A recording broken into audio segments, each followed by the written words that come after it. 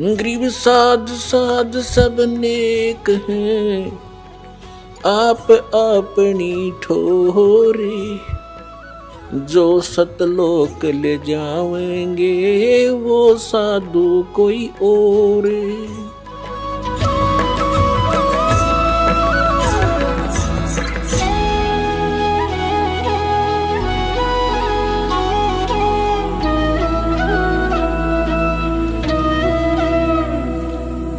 अब बच्चे को अच्छाई और बुराई जल्दी कैच करती है, जल्दी कैच करता है बच्चा। विशेष प्रेरित हो गया और कहा, आत्मा से कहा, भगवान एक बार मुझे वो लोग आपका गांव, उन्होंने बालक था, उसने सोचा कि तो यहीं पृथ्वी पर होगा, आपका वो गांव दिखा दो। तब परमात्मा बोले, चल मैं अपना गांव दिखाता हूं।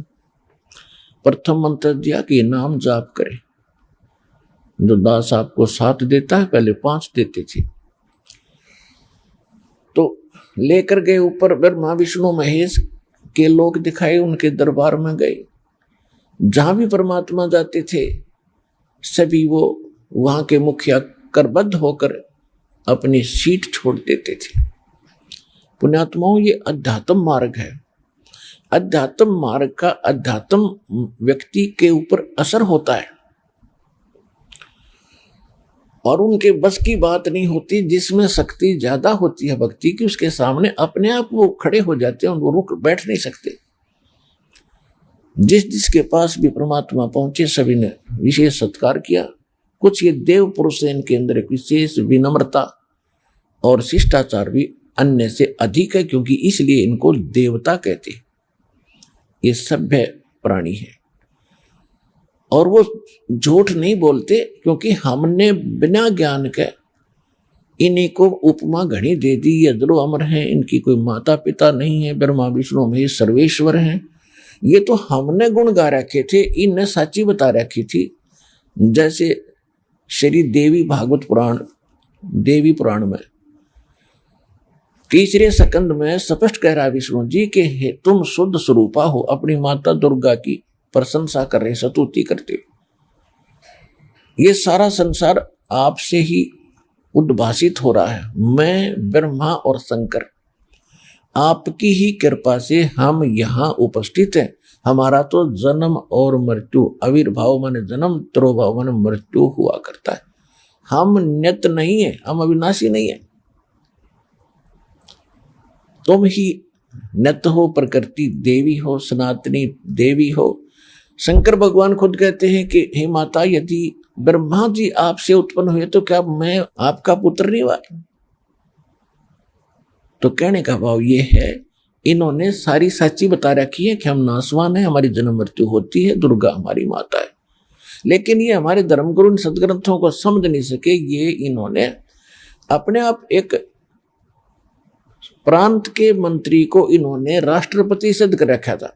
इतना समझ लो, एक प्रांत के मंत्री ने, ब्रह्मा विष्णु महेश एक ब्रह्मांड में एक एक विभाग के मंत्री हैं, साहब हैं। ये इतने मालिक हैं। रजोगुण विभाग के ब्रह्मा जी और सतोगुण विभाग के विष्णु जी और तमोगुण विभाग के शंकर जी। और हम इनको प्रधानमंत्री राष्ट्रपति तो नीचे कह ही नहीं रहे थे। इनके जो पिता हैं, ये काल है, ज्योत स्वरूपी निरंजन है। ये 21 ब्रह्मांड का स्वामी है और प्रत्येक ब्रह्मांड में ये मुख्यमंत्री का रोल कर रहा है।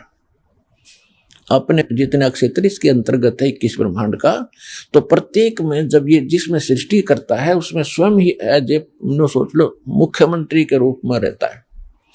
और ये 3 इसके महामंत्री हैं।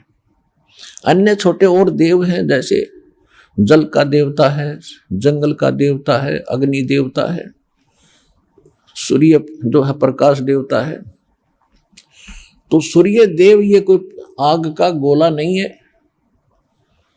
जैसे विद्युत मंत्री होता है, विद्युत मंत्री कोई बिजली नहीं है, कोई पावर हाउस नहीं है, वो एक मैन है, व्यक्ति है। तो इसी प्रकार ये जो प्रकाश स्रोतों का कंट्रोलर है वो सूर्य देव नाम है उसका। तो ये अन्य देवता, तो इनके महामंत्री ये 3 हैं। इतने मालिक हैं, इतने स्वामी हैं ये। तो उन्होंने जो परमात्मा ने वहां गए तो उनके मुख से ये सारा कुछ कवा दिया गरीबदास जी के सामने। फिर गए धर्मराज के दरबार में, जो यहाँ का चीफ जस्टिस है, एक ब्रह्मांड का जो चीफ जस्टिस है, उसके ऑफिस में जो परमात्मा पहुंचे कार्यालय में, वो अपनी सीट से उठकर खड़ा हो गया। और वो जो धर्मराज होता है, धर्मराज यानी धर्मराय जिसको कहते हैं, ये न्यायाधीश, ये कोई भी उसके दरबार में जाता है, ये किसी के भी सामने खड़ा नहीं होता।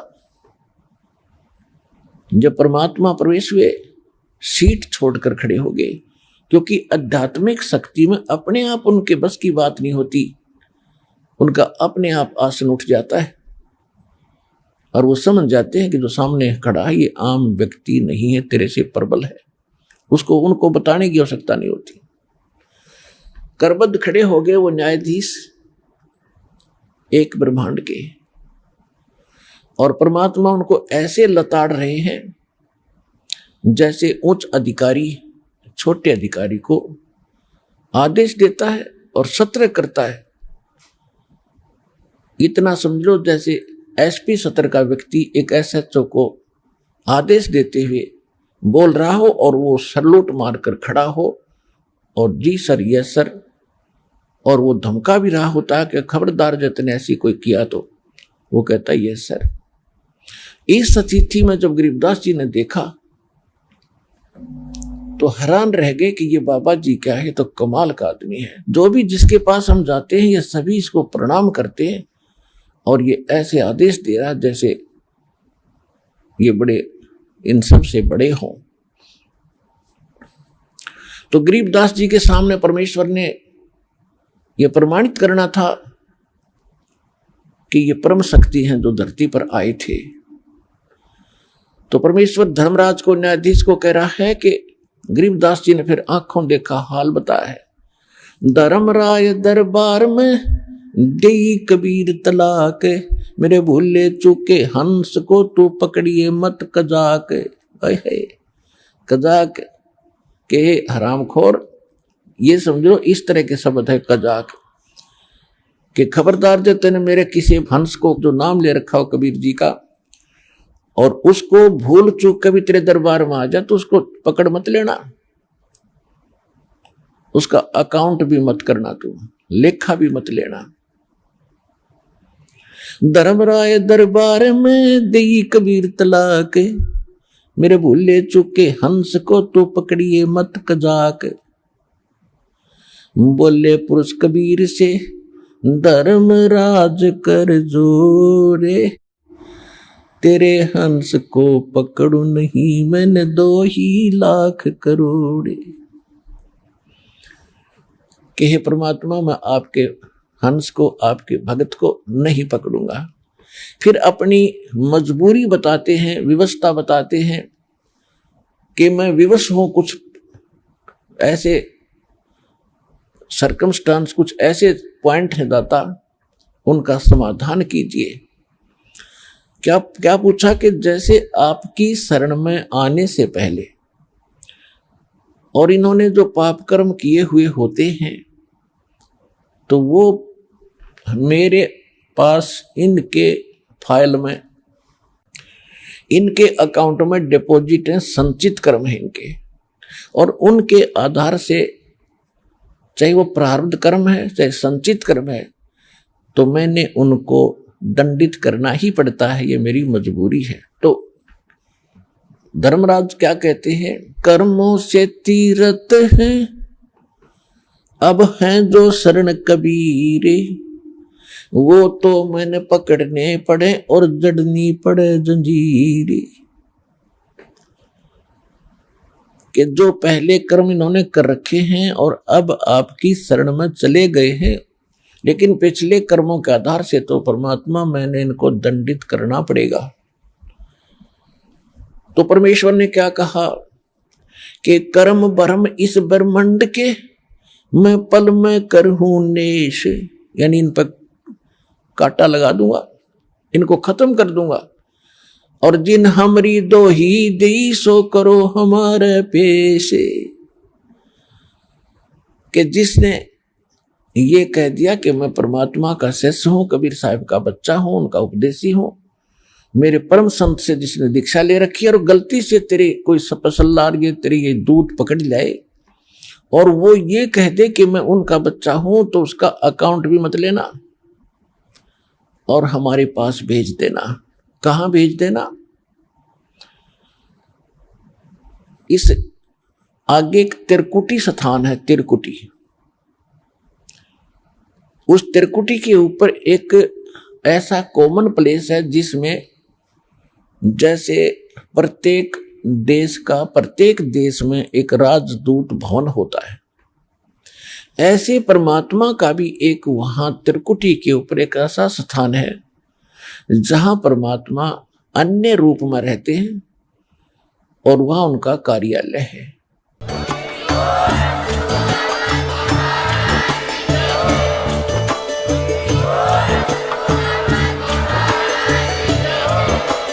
आप सुन रहे थे जगत गुरु तत्वदर्शी संत रामपाल जी महाराज जी के मंगल प्रवचन। अधिक जानकारी के लिए विजिट कीजिए हमारी वेबसाइट www.jagatgururampalji.org। संत रामपाल जी महाराज जी के शुभ आशीर्वाद से पूरे विश्व भर में 500 से भी ज्यादा नाम दीक्षा केंद्र हैं, जिन पर संत रामपाल जी महाराज जी द्वारा ऑनलाइन निशुल्क नाम दीक्षा दी जा रही है। अपने नजदीकी नाम दीक्षा केंद्र का पता करने के लिए संपर्क करें 8222880541।